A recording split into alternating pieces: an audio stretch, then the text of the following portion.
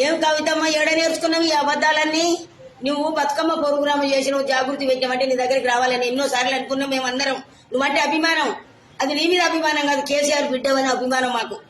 ఇవాళ ఎన్ని మాటలు అబద్ధాలు నేర్చుకుంటున్నావు కేటీఆర్ మీద.